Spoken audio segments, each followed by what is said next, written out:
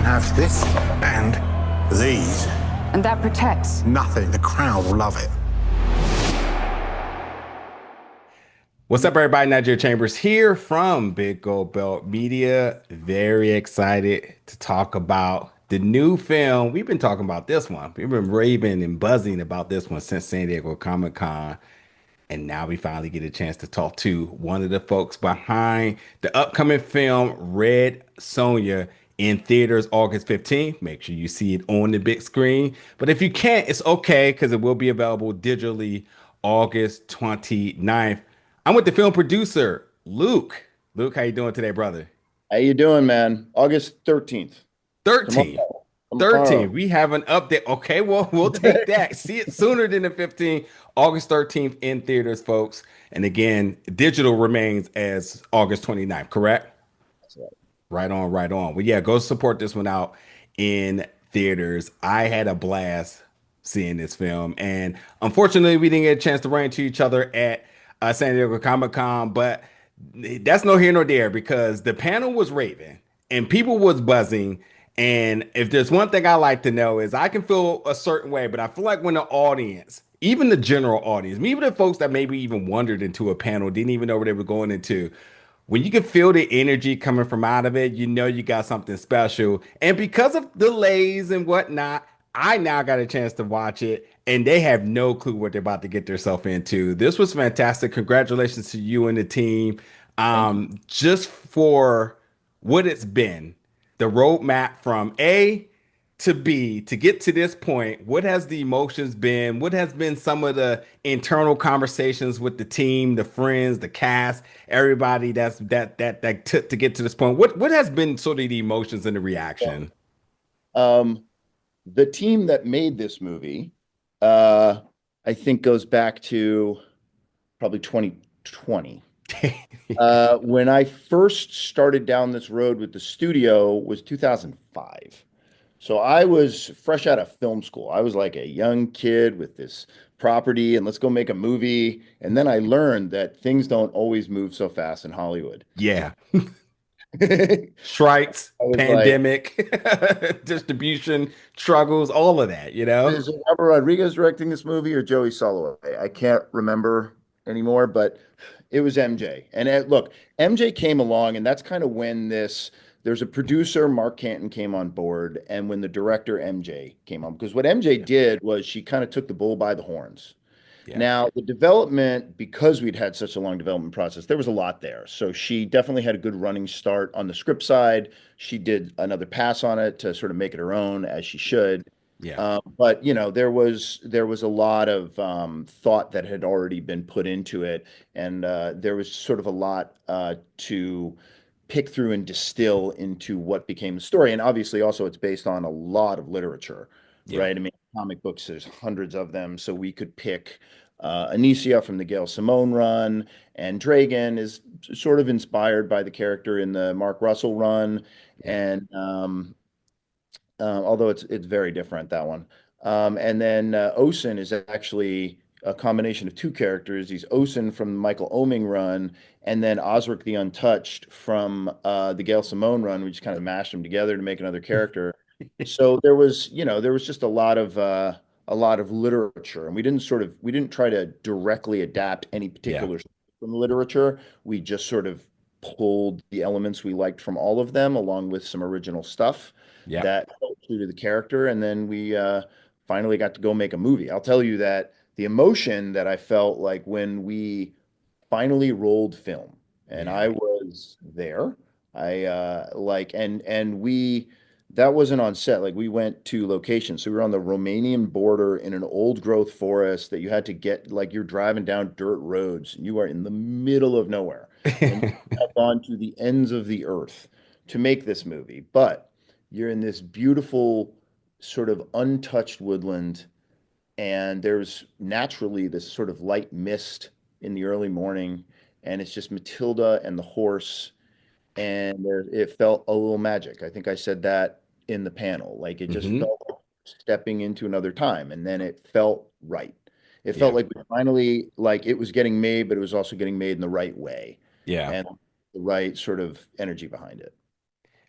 Agreed. I was actually going to bring up that point about you mentioning Matilda and the horse and the magic because one could just say you read something off of a card and was like, yeah, I saw something that looked special, but I got to tell you, that happens to be one of the biggest elements of the entire film is really the chemistry between her and her horse. And I know it takes a lot of training. And truly, I think, to have a bond that show as organic as it was, I mean, that's a special performances by both, yes, her as the actor, but the horse also as well too, which I'll come back to in a second. But you being a producer is interesting because one of the first things that really jumped out to me for this is Matilda's portrayal as Red Sonja, as you mentioned. There's so many different versions or literatures of this character, but it is noted that you were one of the ones that gave her a comment to say, "Hey, read up on this one," and avoid watching the other particular film, which is to me shows you not one is I wasn't the one that told her not to watch the other yeah, film. I well, right, right. tell her to watch it. I just, to me, that was its own thing, and we're just doing our own thing. We're doing something different here. And the comics I gave her were um, definitely gave her the Gale run. Yeah. I also gave her that from Savage Sword #1. I think it's called The Red Sonja that Roy wrote with Esteban Murado and Neil Adams doing the artwork, which is like one of my favorites ever. We gave her, I think we gave her some of the early Oming stuff, and Hmm. I also gave her one that I wrote, which is called Birth of the She-Devil, that graphic novel. I didn't want to like overwhelm her, Yeah. but at the same time, I needed to give her a bit of a guided tour because there's Yeah. so much literature that Yeah. if you said read some comics, Yeah. like, You could go she any. didn't know where to begin and end. So I wanted to give her sort of specific runs by specific writers and sort of certain storylines that was enough for her to really get a 360 view Yeah. and wasn't so much that we were gonna, overwhelm her because really what she needed to do was just have that core understanding and then work with the director to sort of because here's the other thing. We cast this role, like we saw a lot of different actors. Hmm. Uh, and I was on Team Matilda from the beginning because there was just something different about her. And a lot of them were really solid actors, and we saw some good performances. But there's something very unique and rare about Matilda. Yeah. And you're sort of casting like you want an actor who has range, who can do stuff. But the reality of casting is you kind of want to just see your character walk in the door to some degree, right? Like you want to Yeah. see someone who's just kind of already got that energy, so you're just Yeah. taking 90 to 100, not someone who like where there's just a lot of like you want them to be the person so that it feels authentic and there's a sort of authenticity to her Right. that kind of really set her apart and made her a choice that I fought for in that process. Honestly, that was my question because I was going to say, with you being so knowledgeable about the source material, creating some of your own. I mean, at this point now, when you actually seen it come to light, I wanted to know, like, what was your reaction? And what was there? Was there like a proud moment in your heart where you were just like, man, she took the ball and ran with it? And I got to say, as the film critic here, I there's a lot. The cast is stacked, and there's a lot of even important and yet charismatic supporting characters, ones that you may say, I wonder who that really is. And if you know, you know, but if you don't, you may say, I need to go look that character up. There seems to be a lot of depth there. But when she's on screen, all eyes are on her. That's just it. She's there's a lot to really make with her, how she commands the screen, her stance, the story, the struggle, the perseverance, the resilience. She's fantastic. I throw it back to you. The moment you first seen the first cut, what was your first reaction? Did you You did see you it before realize the that you cut. did this? Here's the thing, you see dailies, right? So you're getting dailies every day and you're True, on true, set. So you're true. sort of watching it, you know. I think the first time, so on that first day shoot, if you remember when she sort of rides up on the horse to the first of all, just getting an actress on a horse to play this has been that was a moment in and of itself. But if you remember when she rides up and then she looks out over the kind of the forest and Dragan's burned part of it and stuff like that, like early on, that was the first day of shooting. I think it was like the end of the first day of shooting. And she looked badass on the horse. Like, I Yeah. don't know, it like you can kind of there's this you can sort of intellectualize it, but I think a lot of it's just gut instinct when you sort of see something and you know it's Yeah. right, when you know it. In terms of the rest of the cast, Robbie really, I think, kind of elevated. I heard MJ say on another podcast that like she kind of made everyone raise their game, and you could kind of feel that when he came up on set, he was so good that everyone around him had to kind of step it up. Like there was no like if someone's bringing it 110%, you kind of can't be at Yeah. 80%. And he's so seasoned. I mean, he's been doing this since he was young, and he's so talented Yeah. that he could kind of take more than anyone else. He could take what was written and then just kind of like it was like a starting point for him. It Yeah. wasn't like it's like improv, but he would just kind of take it the next step further and kind of play with it inside the scene. He also like would give it to you in you could see him kind of building up energy. There was sort of one take Momentum. Yeah. Yeah. you could see there's one take that he knew was the take that was ultimately going to get used. And you do it four times because everyone makes you do it four times, but you could see him sort of build up and then really give it to you. And then Yeah. after that, it was kind of like, that's your take. So yeah, I'm Yeah. gonna do it three more times for you if you want. But like that's the This, one you there's so much from the production side I need to talk about here, and for the sake of time, I'll cram a lot of this together. So one may call this an epic because it's a massive production. I mean, the world building we get, the scaling that we see of everything. You have amazing fight choreography and just big battle scenes. The third act is insane. Costume design, every single person, even down to the slaves, you want to see the details and everything that they're wearing. And then what I thought was brilliant here is because you all did a fantastic job in mixing practical effects and CGI and knowing when and when not to. Because there's times where you can clearly see films where they're just say, we'll just go all the way CGI here, and it takes away from a lot of the practical stuff. But the blending is so good, and me knowing a little bit of something, knowing that blood costs a lot. But even in the moments where you can say, "Yo, we'll throw CGI blood in," no, we went practical route there, which was chef's kiss. You I, need to have your flowers right instantly for that. The blending of the visuals, top tier. I want to know from you and the folks behind it, because obviously in building the film, there's a budget, but like there had to be a discussion about ensuring that this was amongst the top priority in delivering this film. okay, let me go a few things. One, sprinkling blood on people is, I think, one of MJ's favorite things to do in life. So she did a lot of that on her own, like people are dead and she's just walking around with like you know, just a little more, that was a personal joy of hers. We had to remind her we had to roll camera again.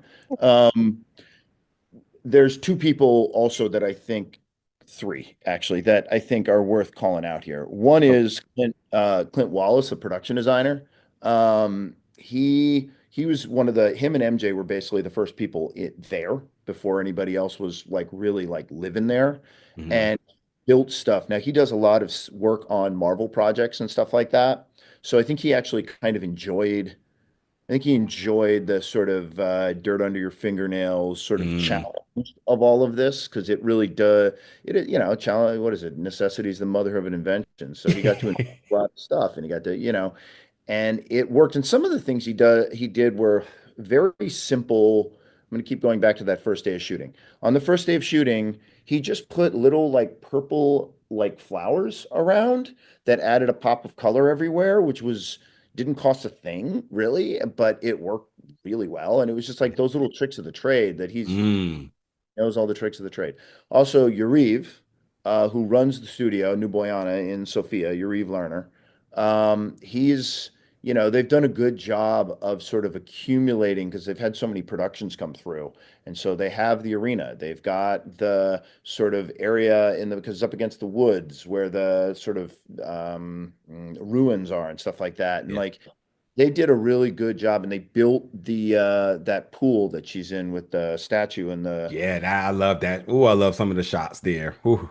yeah, I mean that was all built indoors. Mm. And, he had a good command of his studio, I gotta say. Yeah. Um, and then in terms of the blending, like I was just saying this before, I think I like look, I'm a big Marvel guy. If you know anything about me, I used to work for Stan Lee. I did like a series Hmm. of books for him. Stan was a mentor. I love Marvel. The first premiere I ever went to was the X-Men premiere on Ellis Island. It's a whole other story. But I think that people are kind of yearning for stuff that's a little more practical now. Yeah. Big comic book movies, DC 2 is all so CG. Yeah. And to me, there is a reason that in a lot of ways I like looking at the old Star Wars movies from the 70s more than I like looking at the new Star Wars movies from now, even though I do Yeah. like it's that everything was practical back then. Yeah. And you do need, I don't really know how to do the Cyclops. I mean, I guess we could have done claymation or something, but like I think, certain things have to be CG and Yeah. that's fine. But it's like, yeah, the over reliance on it, I Yes. kind of takes away from, and unfortunately, I think with AI that may get worse. Mm. Kind of over reliance on that stuff as it gets easier to do. Um, I think it creates a sort of authentic, especially in world building, it creates a Yeah. sort of authenticity in it when you create some practical, when you give the actors a practical world to walk around, Yeah. like they did. I mean, I think on Andor, since we're talking about Star Wars, I think Yeah. on Andor they built all that. They built a lot of it, right? So the actors got to live in that world, and it created this authentic vibe, Yeah. you know? Yeah. And I say as the viewers, we want to live in it too. When it feels real, we want to see more of it, which goes to the most important question probably of the day before we wrap up. First of all, first and foremost, I'm telling folks, you got to go see it. August 13th in theaters is exactly where you need to see it. And I also want to give a shout out to the composer because the score is fantastic as well Yeah. too. Her name's Um, Sonia too. yeah. Oh, really? Yeah, love the score. But yeah, so this film definitely establishes, and we all know, if you don't know, you know, but we all know that what world that Red Sonja exists in. And the film is very ambitious in letting you know that there's a lot more out there. There's a lot more of the world that needs to be explored. There's also other characters that we may need to see, including Cyclopses, as you say. Where are we thinking beyond this? And it's not to get past this film so fast, but as you, as a comic book fan, lover, writer, and this all things nerdy, I would assume we all live in this world of wanting connective tissues beyond just the medium, the beginning, the origin story. So are we thinking about a comic book run? Are we thinking about a sequel?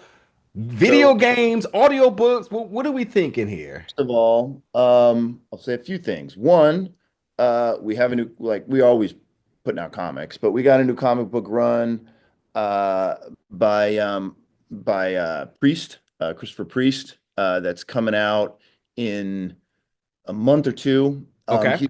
He's like kind of doing his own spin on it, so it's kind of Okay. for established fans. It's not necessarily where I would jump on as a new fan, but that's definitely the established fans are going to love that. I Okay. think so. Frankly, new fans should be checking out. Like we have a best of collection, or just go back to the Gail Simone stuff, or the Mark Russell stuff, or the old Marvel. Like we got reprinted collections and stuff like that. Also on the novel side, we have Gail Simone wrote a novel, came out at the end of last year, proper prose novel that Felicia Day did the audiobook on that Okay. people check out. In terms of like where this goes, I'm not going to break news, but obviously the goal is to keep this rolling. I'll tell Yeah, you what, if you all go out and see the movie, that will that's right. definitely help us along because that's how this works. Yeah. You know, it's the fans demand, and Yeah. then we supply. That's that's kind of how that goes, you know? I love that synergy for sure. No, seriously, Luke, and not only just be given the opportunity to talk to you. This was a fantastic film, and I watch a lot of films during the year, and I as much as I love the big studio projects and whatnot, I love the independent work. I love the works from the folks who really care about the material. And when you come into it, sometimes it's a little bit of a hesitation. Like, man, this is a big ambition to take such a known character and build a world that this film has honestly, the history struggled to get to this point, but now that it's here, very confidently, I have to tell the folks that you don't want to miss this one. This is the one you will be talking about for all the ones that need that big fix into high sci-fi, big action. I mean, there's amazing stunts. I mean, fire explosions. I mean, you're getting it all, and it's only getting started. So you will hate to come to the party late when you could get there right on time. August 13th. Y'all did a fantastic job. And yeah, I make sure me and everybody can do our job in supporting. But I expect to be talking back to you again very soon, hearing about you breaking some news possibly about world building and expanding and seeing where we go. You know what I mean? If you know, you know, folks. I'm not going to drop any names, but you know, there were some nice, great Easter eggs in there for you that you want to pay attention to. Thank you, sir. You know what? I'd love to come back on here. And I can't, I don't know if I can top what you just said, but what I will say is this: we made this for the fans. Like this was made by fans for fans. Like and the studio is actually pretty cool, I think, in part because I mean there's some advantages to having a budget that's not enormous, and that Yeah. like you get to make something that feels true, and you don't have a million studio notes and stuff like that. You get to make something that feels authentic and real, and like that. It was, I hope people see it. I hope they enjoy watching it as much as we had fun making it. And thank you for this opportunity to talk to you. And I would definitely come on here again. I love this conversation. Anytime, my brother. I really appreciate it. Well, once again, folks, get to the theaters. Red Sonja, August 13th. And again, if somehow, some way you can't see it in the right way to see it, digitally August 29th. Luke, it's been an absolute pleasure. I know folks seen that trailer. Now it's time to go see the film. Oh, yeah. Don't miss out on this one. Thank you so much for your time today, brother. It's been so much fun. Thank you. Absolutely.